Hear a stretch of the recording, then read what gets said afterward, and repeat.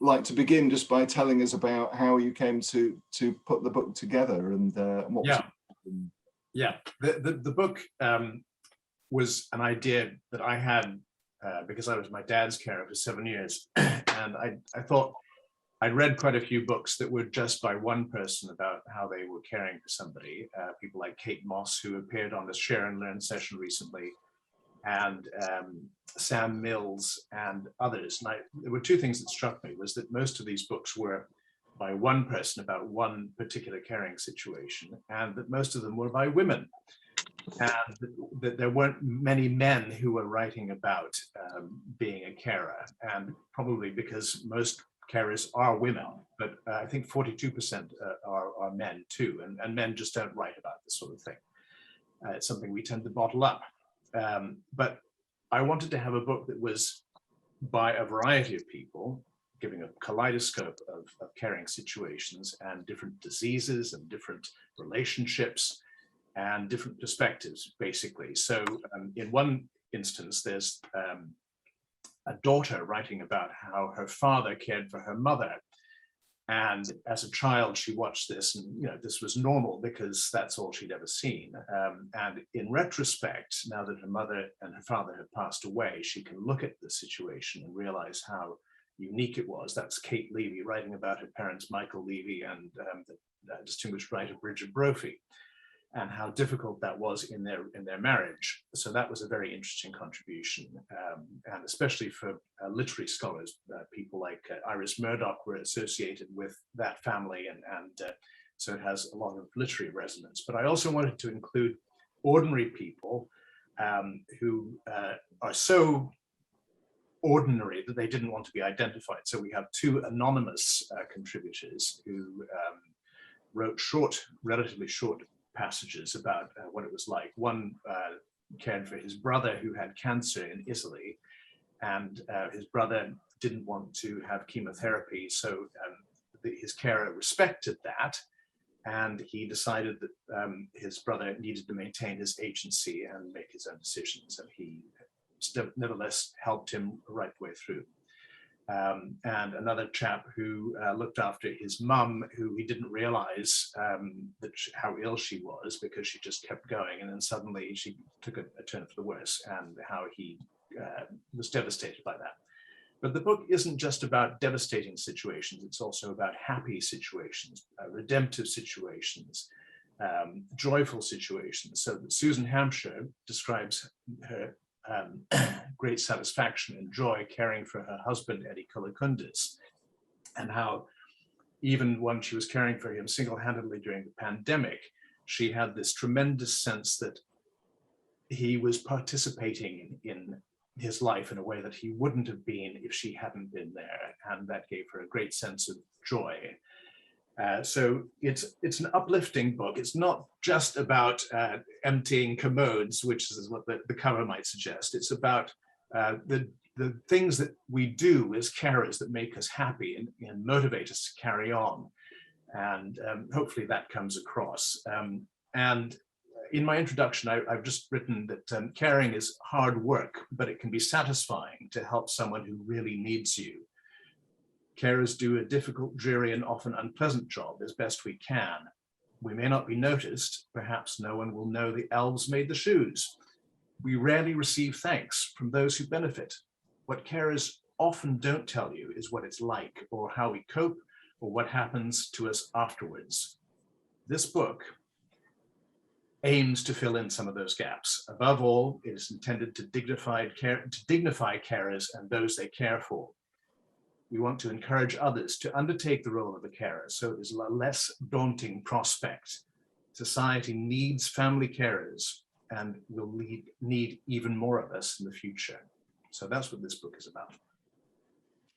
Fantastic, thank you, Richard. And just to say to everyone as well that we have ordered copies, as we always do when we have authors join us. We have ordered copies, so for there are enough copies for all of you if you'd like a copy. So please do just either post in the chat if you'd like one, or send an email to membership@carersuk.org, and we'll send a reminder in the follow-up email to let us know if you'd like a copy. And one thing I should say, I mean, the fact that there's lots of different contributors, and Richard said some of those are quite short, so it's quite a nice book just to pick up for 15 minutes, and you can read one of the contributions in 15 minutes and then come back to it, rather than feeling it's a you have to plow through the whole book all at once, really. So thanks for that introduction, Richard. And I'd now like to hand over to Astrid. Welcome, Astrid, and it will be lovely to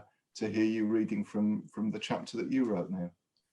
All right, thank you very much, everybody. I'll just get started.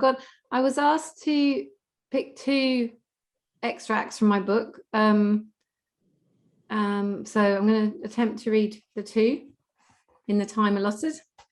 Right, here's the first one. Mum was born with scoliosis. Her spine was twisted and curved to one side. As she aged and gravity did its work, something that had not been visible at all turned into a hunch and then a hump. A small woman, 4'9 3/4", she used to joke, she became smaller and rounder as time went by. On top of that, Mum was born with a tremor in her hands due to the fact that her mother had had malaria during pregnancy.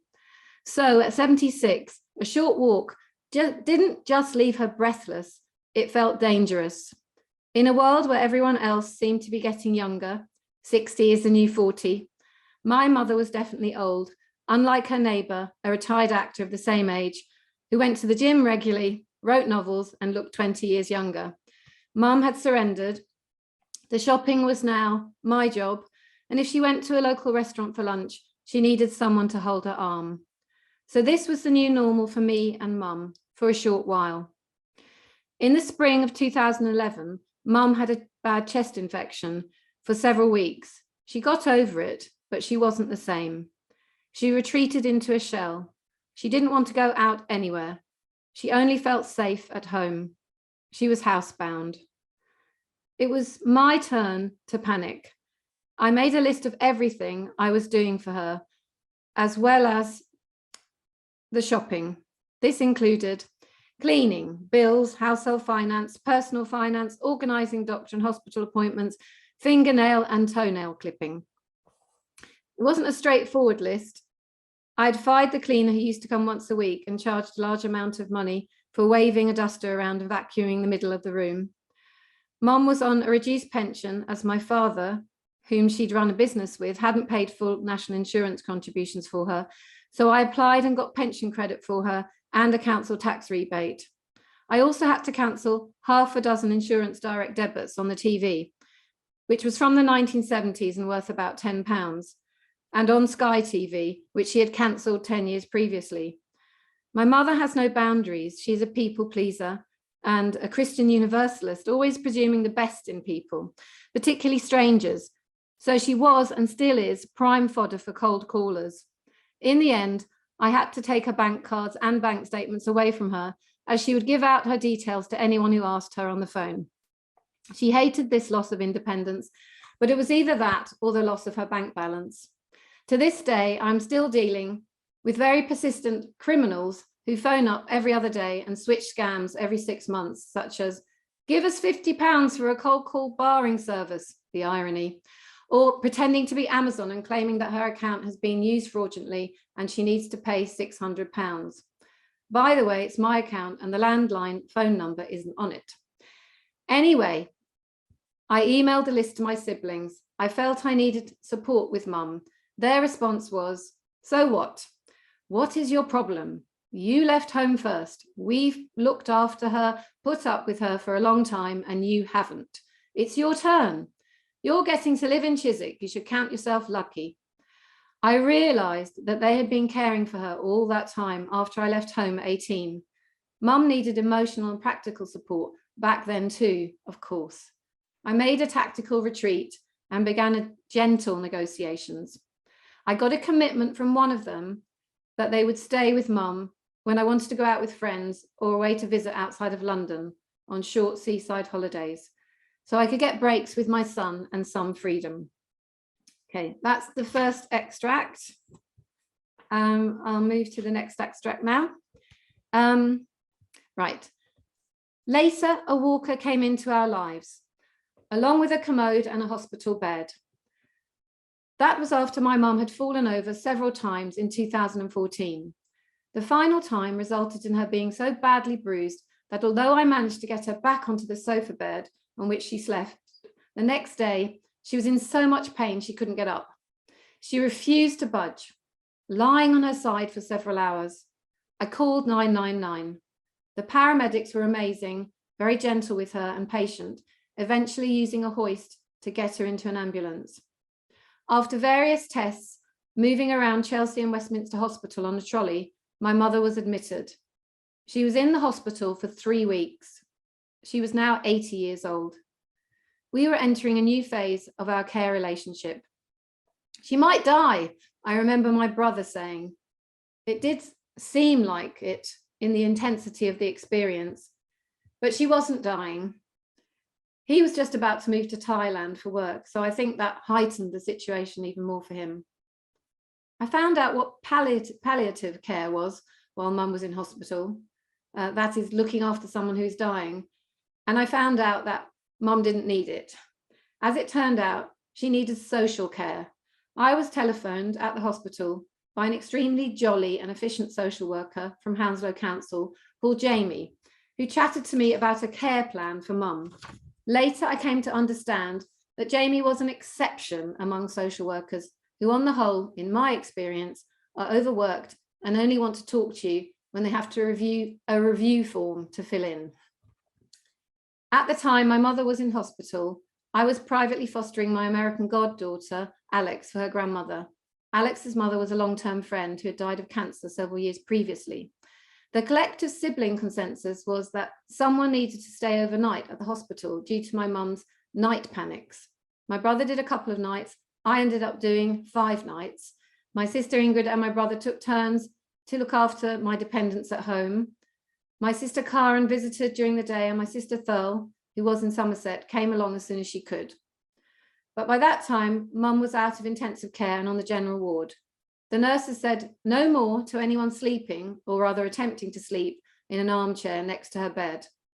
It was so uncomfortable, much worse than trying to sleep on an aeroplane flight, worrying about Mum and aware of the glare of the nurses who didn't want me there. I was shattered. I am sure that that was when my blood pressure, which had been up and down since my pregnancy, settled into a constant high reading. The importance of self-care is something I came to appreciate even more from this point on. It wasn't easy to find balance. I had begun a tightrope walk over a sea of stormy emotions that I would often fall into and then have to pick myself up and start all over again.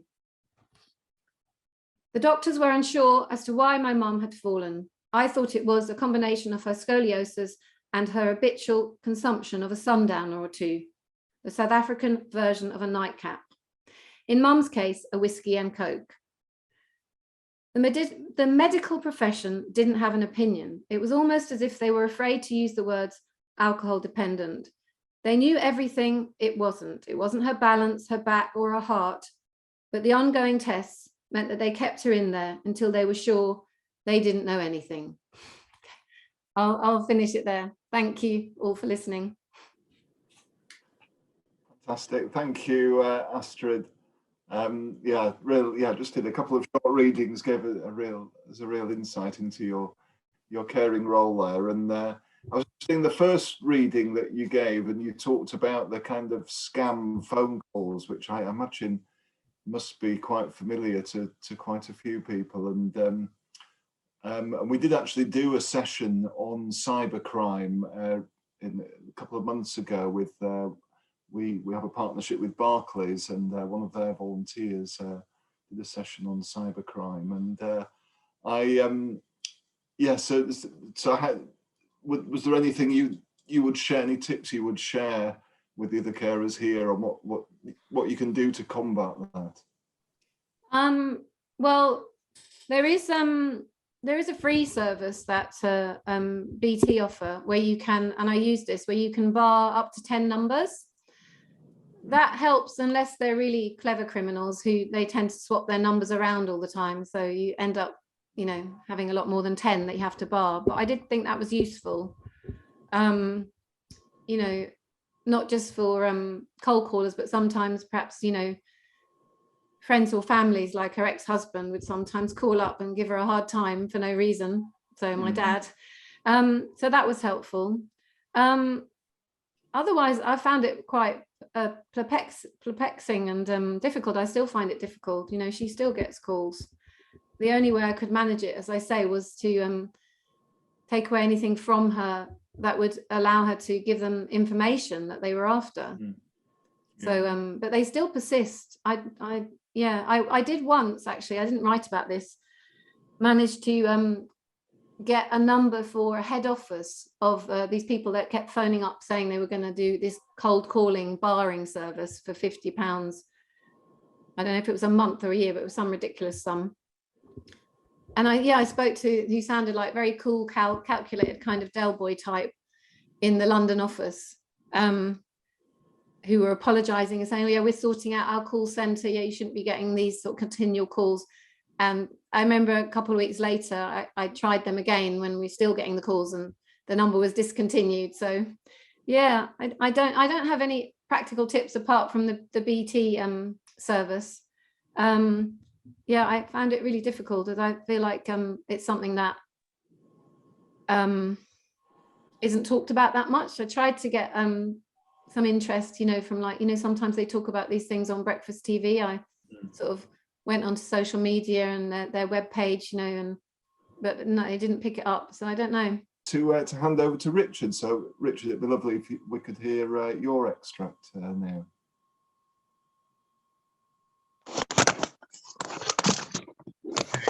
I'm going to read about my father, Fred. Fred was a widower, and he lived alone for 10 years before he needed care. After the death of my mother, Fred was considering moving house to be nearer his 2 children. But what would he do with Virginia, the cat they had adopted 5 years earlier? My mother's death hadn't seemed to cause my father prolonged bereavement, perhaps because Virginia's constant companionship prevented him from feeling lonely. She would be at home when Fred returned from a trip to see me in London, waiting for him when he came through the back gate with his bicycle. Fred felt responsible for their pussycat and wouldn't put her in jeopardy. At the age of 84, Fred was still intelligent and engaged, still actively involved in my publishing business in London, and he came up to help with the bookkeeping every week. He would cycle a mile into the station and travel to London by train.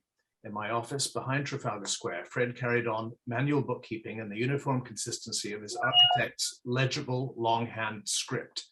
A graphologist might discern from Fred's careful ledgers his meticulous, measured personality. Although he'd been employed by the company that invented the personal computers on which my business depended, Fred lived in the analog age. He had no interest in the digital world. He wasn't interested in computer bookkeeping, but he could see the point of email to keep in touch with family and friends around the world. He and I traveled together to Norway on a business trip, and a week afterwards, Fred came to my office to do his bookkeeping. First, he asked me where he kept the checkbook. I showed him the same location where all his files had always been. Then he couldn't find the stapler, then paper clips that were sitting on his desk. His behavior was unusual. His handwriting was uneven. I wondered if he'd had a stroke. Was he all right? I'm not razor sharp today, he admitted. I immediately made an appointment for us to visit his GP a few days later. Then one day in the heat of the summer, his cat Virginia went missing. Fred told me this on the phone, his voice cracking in anxiety. She'd been gone 24 hours and didn't come in to be fed. He had looked everywhere, even on the busy road outside their house, in case she'd been run over. No sign of her anywhere. A few hours later, he phoned back, sobbing down the phone. He'd found her under a bush in the garden. She's dead. Was he sure? Perhaps she was ill. He went back and tried lifting her body, and she moved slightly. The vet advised she was unlikely to recover, and it was decided to put her to sleep. This episode of loss released a flood of Fred's delayed grief, as though the last remnant of my mother's presence had left the building. I had never known him to be so depressed. In hindsight, I see this coincided with his memory becoming confused. Fred felt profoundly alone for the first time. Without his wife's cat, his companion, he suddenly lost his bearings. Fred's GP authorized an MRI scan and it ruled out any sign of Alzheimer's, though some age-related deterioration was evident. When Fred was subsequently referred to a doctor in the Elderly Mental Health (EMH) unit, I described to the specialist my father's lifelong aptitudes for art and architecture and his quiet, uncompetitive personality. Perhaps his condition was akin to Asperger's or autism. The doctor shot me a momentary glance and dryly remarked, "Wouldn't it be interesting to tease that one out?" and continued to writing a prescription for Aricept.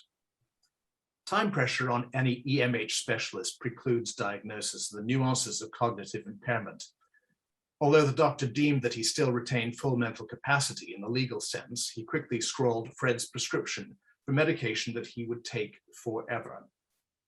That was the moment I perceived Fred's individuality got lost in the system.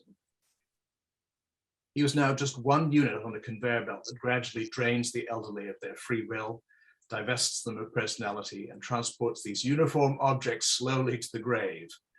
The herd moves swiftly on, leaving behind members who can no longer keep up. As faster, stronger people distance themselves from the vulnerable, I did not. Fred would need help. I was the one who had noticed a gradual decline, had instigated the MRI scan, diagnostics, and therapy. I didn't realize at the time how much responsibility I had already taken for my father. When a member of your family gets ill, who cares? I lived 90 miles away. I had my own friends, family, and work commitments. I had no idea how long I would be caring for Fred. Caring for a family member is an open-ended commitment. As far as I was concerned, he was not an object, a problem, or a burden. I had known my father all my life, longer than anyone else. I would look after him as long as he needed me or until another solution was found. The social worker assessed Fred and concluded this arrangement was in Fred's best interest, though he recognized it would impact on my life. As Fred's condition developed, I never forgot who he was. Reminding him of his best self helped him hold on to his self-awareness. We found photos of the huge office buildings Fred built in Paris and hung them in his bedroom alongside paintings and sketches he had made. Photos of his parents and his wife when they were younger went up on the mantelpiece. His brother, an US Air Force fighter pilot shot down in the Pacific and awarded the Purple Heart Medal, was in a silver frame. For the first half of his life, Fred lived in the United States. Fred's greatest achievement was looking after his family. He stayed in touch with relatives in the USA all his life. It was my constant endeavor to keep Fred in contact with his family and to include his relatives in our lives. We had Skype calls with his best friend in California. I opened a social media account to post photos of him, visits from my sister with her family, Fred's nieces and nephews from the US, and my constant presence tethered Fred's sense of self. Fred and I learned that unpleasant things would happen. Illness, injury, accidents, soiled clothes, some of these in public places. We abandoned any sense of embarrassment or lost dignity in order to prevent physical injuries. Wherever we went, I made sure to tell people, even strangers, something about Fred so they would see the person beyond his disability or mental impairment. This was especially important when he was in respite care, so that the care staff understood that Fred was gentle, kind, intelligent, considerate, and cooperative. He didn't need any sedation or any medication apart from the one daily pill his EMH doctor prescribed. Staying at home for days on end can be depressing for anyone, as recent COVID lockdowns have shown. When Fred felt low, he became withdrawn, but when others were around or visiting, he was happy. Outings always helped his mood, and most of the time he was well enough to go out. Fred had always enjoyed grocery shopping, and staff at the supermarket knew him. I took him there almost every day, and at first he could push the trolley or scan the food with the scanner. Choosing the food together gave him more choice, more agency. If Fred was feeling tired, we would use a wheelchair with one of the specially adapted trolleys attached. Fred was always in the center of his own life, not pushed to the periphery. I was glad to be there with him, and I ensured that he was glad to be with me. Fred knew how much he was loved, how much he mattered to us all, and his mood would lift, and he made a huge effort to keep going in the face of the challenges he faced. Music also raised Fred's mood. I played the piano every evening before dinner while Fred sat nearby.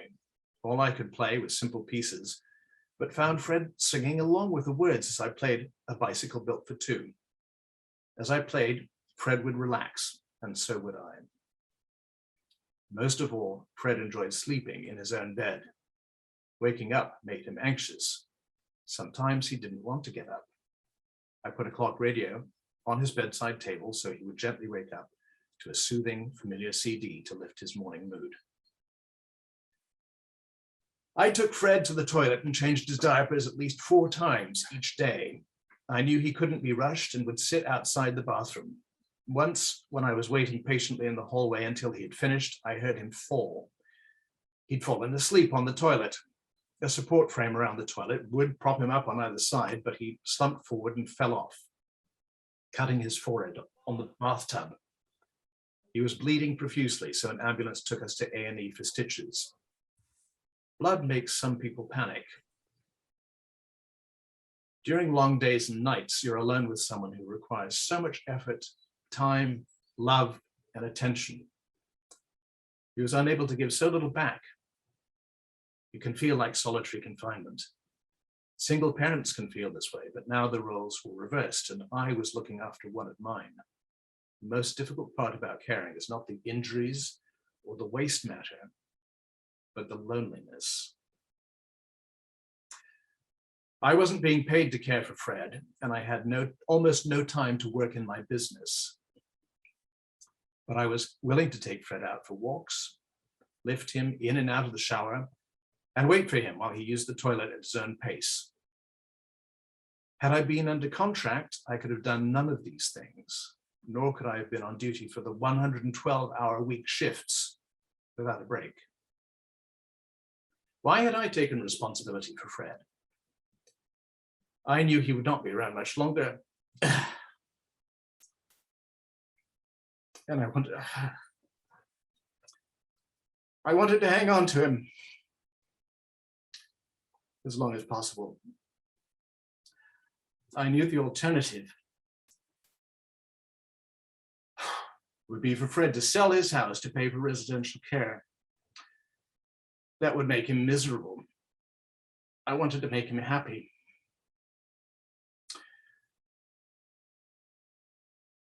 After his decade alone, after my mother died, he enjoyed companionship. I'd always been close to my father.